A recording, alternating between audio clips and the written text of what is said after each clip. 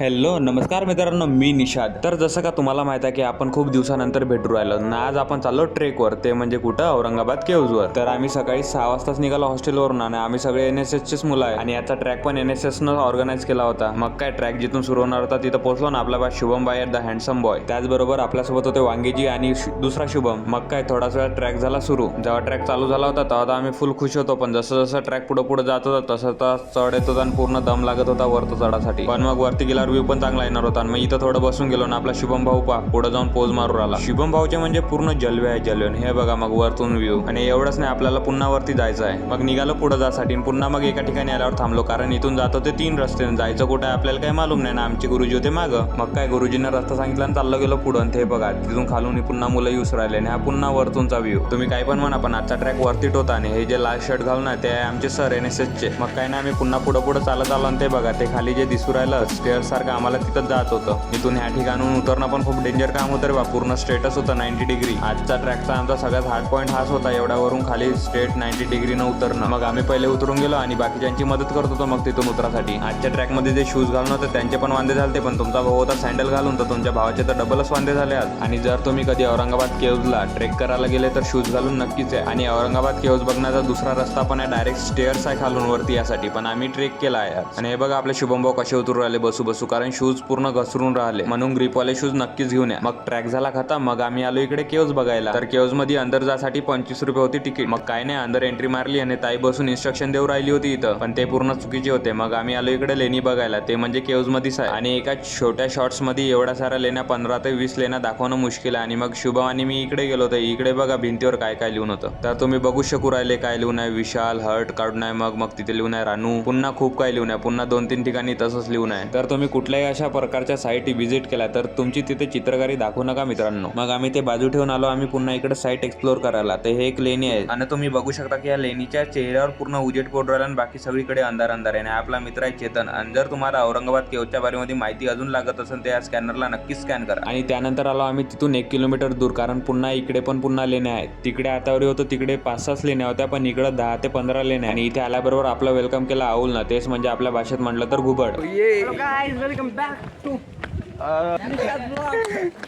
एक बार लगातार लगातार. MCA department. तर जसं मी तुम्हाला पहिलेच सांगितलं होतं की एका शॉर्ट्स व्लॉगमध्ये तेवढं सारं दाखवणं पॉसिबल नाही आहे. तर चला मग आता आम्ही चाललो कॉलेजकडे वापस. चला आजच्यासाठी एवढं. जर तुम्हाला व्हिडिओ पसंत आला तर व्हिडिओला लाईक, शेअर आणि चॅनलला नक्कीच सबस्क्राईब करून घ्या. Thank you for watching.